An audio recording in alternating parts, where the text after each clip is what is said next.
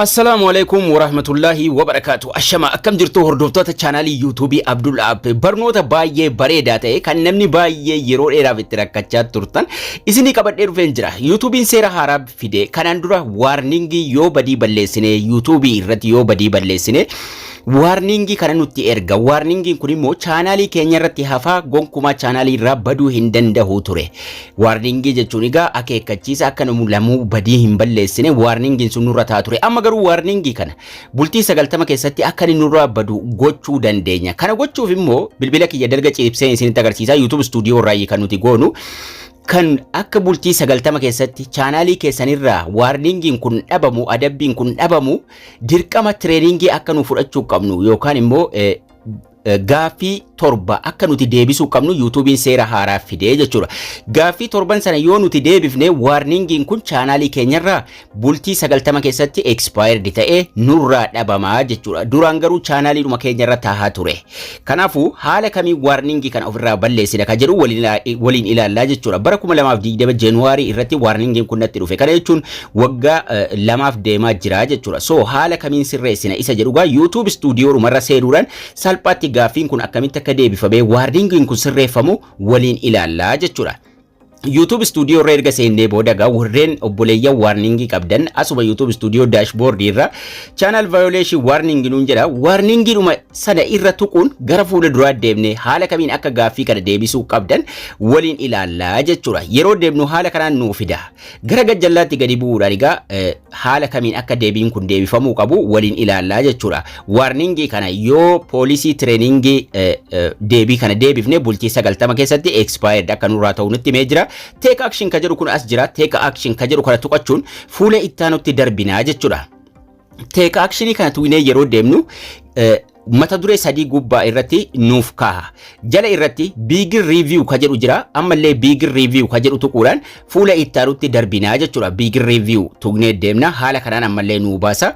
Next fi back jira. Ammallee next tuqnaa jechuudha. Haala kanaan fuulli kun nuu dhufa. Seera YouTube duraan mata duree seera YouTube jalatti playlist jala argachuu dandeessu. Maaltu akka dhorkaa ta'e haga ta'e barsiiseen ture achi jala argachuu dandeessu. Next tuqnee fuula ittaanutti dabarfanna. Haala kanaan fuula ittaanu irratti nu baasaa jechuudha. Jala kanatti submit appealiin irra deebitanii iyyannoo galfachuudha. Garuu nuti take training ka jedhu kana filannaa jechuudha. Take training bilbila kiyya gajjallisee isinitti agarsiisaara waan barreeffamni xixiqqaatuuf jechuudha. Take training yeroo tuqnee gara fuula duraa deemnu haala kanaan nu baasa. Ammallee gaafii bira hin geenye next tokko nu hafa gaafii bira gahuudhaaf gaafii torba nuu kenna. Gaafii torban sana daqiiqaa 15 keessatti deebifnee fixuu qabnaa jechuudha. Yoo dogoggortanis rakkina hin qabu. Yoo dogoggortan maal akka gootanis isinitti agarsiisaa jechuudha. Seera YouTube keessatti maaltu dhorkamaa akka ta'e, maaltu eeyyamamaa akka ta'e dirqama beekuun barbaachisaadha jechuudha. Deebilee kana deebisuuf yoo dogoggortanis rakkinni inni qabu tokko hin jiru. Irraa barattaniituma sirreessitanii dabarfattu waan ta'eef jechuudha. So next tuqnee fuula ittaanutti darbina. Yeroo dabarfannu gaafii lakkoofsa tokko nuun jedhee nu eegalaa jechuudha. Question number 1 torbatu nu gaafatama. Torban sana keessa tokkoffaa nuun jedhee nu eegala. Tokkoof torba tokkoffaarra jirraa jechuudha. Gaafii tokkoffaa irratti irra caalaa keenyaaf deebii gaafii inni fidu jechuudha. Tokko ta'uu dhiisuu isaanii mala gaafii adda addaati kan inni fidu. Yoo akka carraa ta'es walirra bu'uu isaanii mala malee irra caalaan isaa gaafii adda addaa fidu jechuudha. Tarii gara fuulduraatti yoo gaaffiin hundi bakka tokkotti hojjetamaa ta'e gaafii sana hunda deebii isin maal deebisuu qabdan rakkina hin qabu. Bakka takkatti isinii qabadheen dhufa.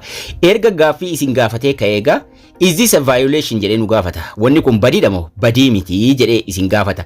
Asirratti eegaan dogoggora guutee isinitti agarsiisu. Dogoggora yoo guuttanis rakkina hin qabu. Yes jedhee isinitti agarsiisu. Check yeroo jennu cheekii tuqna yeroo deebii tokko deebifnee kaane note quiet jedha. Kana jechuun sirrii miti kan nuti deebifnee jechuudha. Kanaafuu maal goona try again ka jedhu tuquudhaan irra deebinee deebicha sirreeffannaa jechuudha. Try again nu kenna carraa nu kenna waan ta'eef jechuudha. Kanaafuu badiidha moo badii miti isa jedhu no ka jedhu deebiseen cheekii godha. Cheekii yeroo goonu this correct nu jira. Next tuquudhaan gaaffii lakkoofsa lamatti deebifna. Yoo dogoggortanis try again tuqxu jechuudha.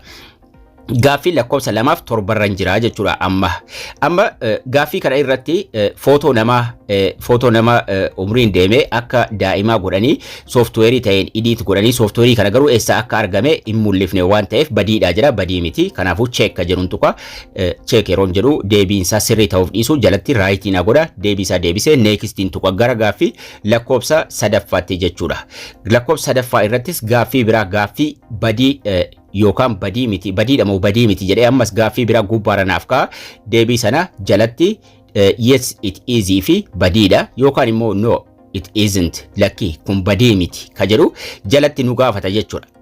Yoo wanni isin gubbaatti dubbiftan translate gochuu dandeessu yoo copy gootanii jechuudha yoo isinii galuu didee translate godha afaan biraatti translate gochuudhaan deebii sana deebisuu dandeessu rakkina hin qabu gaaffiin isa adda adda waan ta'eef yoo dogoggortanis rakkina hin qabu try againidhaan irra deebituu jechuudha badiidha moo badii miti jedha badiidha kanaafuu check kan jedhuun tuqa ergan badiidha jedhee ka'e that's correct jedha deebii sirrii deebise jechuudha next tuqeen gara fuula ittaanutti darba ammallee fuula ittaanu irratti ammas gaaffii lakkoofsa arfaffaa fideena gaafata gaaffiin kun gaaffilee torban kana daqiiqaa 15 keessatti deebifnee xumuruun dirqamaa jechuudha.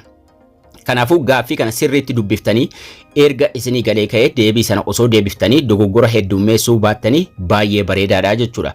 Kanaafuu jalatti yeroo mara gaaffiin irra caalaan kun badiidha moo badii miti jedhee isin gaafata yoo badii ta'e yes it is yoo badii hin taane no it isn't ka jedhu jira san deebiftuu jechuudha badiidha ka jedhu deebisee check ka jedhuun tuqa ammallee check ka jedhu tuqeen deebii kiyya ilaaladha deebiin kiyya sirriidha naan jedhe ammallee neekistii tuqeen gara gaaffii ittaanutti darbaa jechuudha gaaffii ittaanu lakkoofsa 5 lakkoofsa 5 irrattis gaaffiidhuma wal fakkaataa ta'e gaaffii badiidha moo badii miti YouTube irratti waan akkasii hojjechuu waan jedhu nu gaafata sanallee jalatti badiidha moo badii miti nuun jedha badii taanaa yetiitis cheekii goona sanaan booda correct nuun jedha neekistiitti darbinaa jechuudha amma akka warningiin sun bultii 90 irratti chaanaalii keenya irraa badu akka haaraatti nuuf qulqullaa'u jechuudha kanaafuu deebilee kana sirriitti deebisuu qabdu ja'affaarran jira amma gaaffii lakkoofsa ja'affaarra seerri kun dhiheenyuma hojiirra oolee baatii 2-3 reef gaahana fakkaata kanaafuu seera kana itti fayyadamuun yeroo tokko tokko immoo gaaffii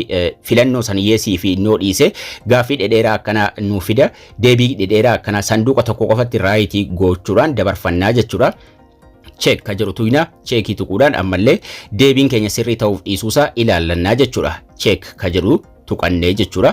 Cheekii yeroon tuqu deebiin kiyya sirriidha. Ammallee neekistii tuqachuudhaan fuula ittaanu akkasuma fuula dhuma irra jira na fakkaata. Fuula dhumaattiin dabarfadhaa jechuudha. Gaaffii lakkoofsa 7ffaarra gaheen jira. Lakkoofsi 7ffaan haala kanaan gaaffii biraa inni illee na gaafatee jira. Kanaafuu isaafis deebii isaan kennee bira dabarfadhaa jechuudha. Kanaafuu yoo dogoggortanillee irra deebitanii guutuu carraan jira waan ta'eef rakkina tokko hin qabu try again ka jedhu tuquudhumaan deebii sana sirreeffataa adeemtu waan ta'eef rakkinni inni qabu hin jiru deebii torbanuu yeroo isin deebiftanii xumurtan sanaan booda chaanaalii keessanirraa warningiin sun bultii 90 keessatti expired isinii ta'ee isinirraa dhabamaa jechuudha. Kan isinirraa eegamu deebii kana sirriidhaan deebisu waan an guute kana guutuu dandeessu yoo gaaffiin keessan kanaan wal fakkaataa ta'e check ka jedhuun tuqaa check ka jedhu tuquudhaan ammallee gara xumuraatti deemaa jechuudha.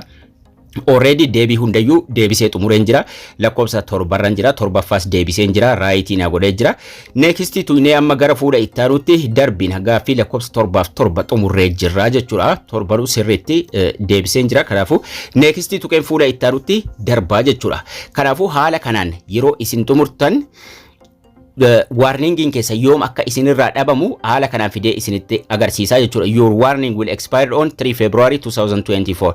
Baatii 3 booda yookaan bultii 90 booda akka inni expired narraa ta'u yookaan immoo narraa gubatu asirratti natti himaa jechuudha. Kanaafuu close training ka jedhu jala jira. Close training tuqnee deemnaa jechuudha.